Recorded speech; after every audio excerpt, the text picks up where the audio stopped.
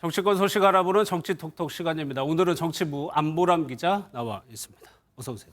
민주당 전당대회 얘기부터 해야 될 것 같은데 당대표도 이재명 후보, 최고위원도 친이재명계가 이제 거의 지도부가 친명으로 바뀌는 거죠? 네, 그렇습니다. 득표율만 보면 그야말로 압도적입니다. 최고위원 5명 중 4명이 친이재명계로 채워진 것도 결국 이재명 대표에 대한 지지로 볼 수 있습니다.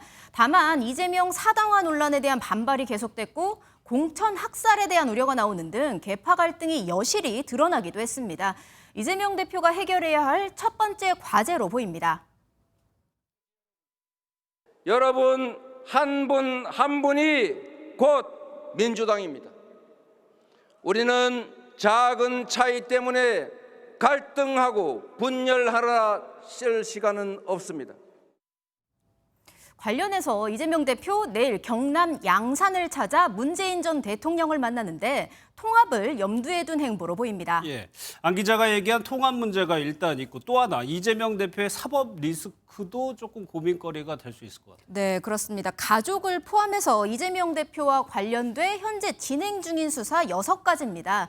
백현동 대장동 개발 의혹, 성남 FC 후원금 의혹 등인데요. 이 가운데 그 부인 김혜경 씨 법인카드 사적 유용 의혹 공소시효가 2주 정도 남았습니다. 이 대표는 수차례 억울함을 토로했지만 혹시라도 포토라인에 서게 되면 그 여파 당으로 미칠 수밖에 없습니다.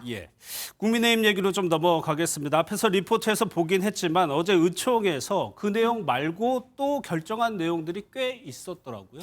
네, 어제 의총 결의문 4가지 내용이었습니다. 핵심은 당원 당규를 개정해 새 비대위를 추진한다. 양두구역, 신군부 등 모멸적인 언행을 한 이준석 전 대표를 추가 징계한다는 겁니다.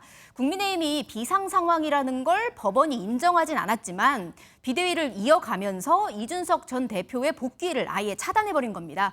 국민의힘은 비대위 출범 요건을 명시한 당원 제96조 1항에 예를 들면 선출직 최고위원 전원이 사퇴하는 경우 이런 구체적인 문구를 넣겠다는 계획입니다. 그렇게 되면 이준석 전 대표 측에서 가만히 있지 않을 것 같은데 어제 의총 결과에 대해서 뭐라고 얘기를 하고 있습니까? 네, 그렇습니다. 이 전 대표 측은 비대위 구성을 위한 당원 개정도 꼼수다 이렇게 주장하고 있습니다. 또 특정인을 겨냥한 당원 개정인 만큼 추가적인 법적 대응에 나설 수도 있습니다. 이 전 대표 측은 국민의힘이 비상대책위원회 체제를 계속 유지하면 개별 비대위원들을 상대로 추가 직무 집행정지 가처분 신청을 하겠다고 예고하기도 했는데요. 오늘 엄태영 의원이 비대위원직 사퇴 의사를 밝힌 것도 이 부분을 고려한 걸로 풀이됩니다. 어찌됐건 국민의힘은 이제 비대위를 다시 구성해야 되는 건데 그게 순탄치 않아 보이는 게 저번 주호영 비대위 구성할 때하고 지금 반발이 꽤 크거든요.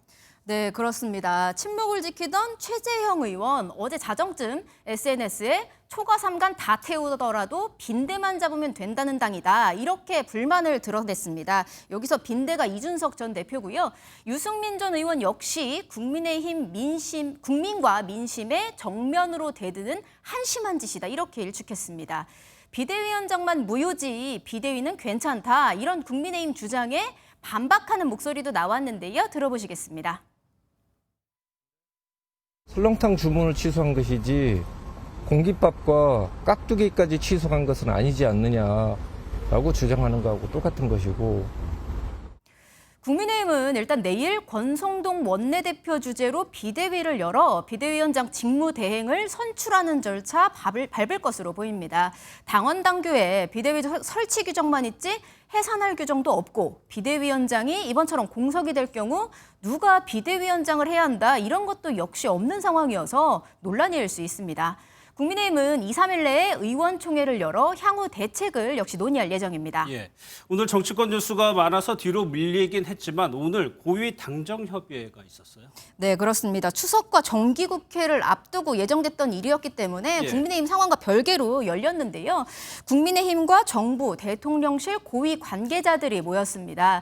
당정은 이 자리에서 추석 전 주요 물품 가격을 1년 전 수준으로 관리하고 수혜를 입은 소상공인에게 최대 400만 원을 지원하는 내용을 골자로 하는 민생 지원책을 마련했습니다. 물론 정책 얘기하는 자리이긴 하지만 지금의 국민의힘 상황에 대해서도 얘기가 조금 오갔을 것 같은데 어떻습니까? 네.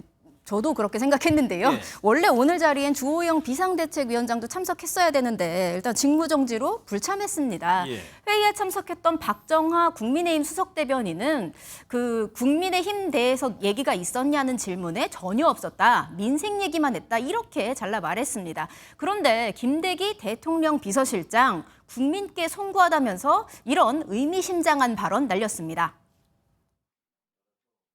정치적 상황으로 인해 주요 국제와 민생 현안이 지연되지 않도록 당정이 하나가 돼서 혼신의 노력을 다해야 한다고 봅니다.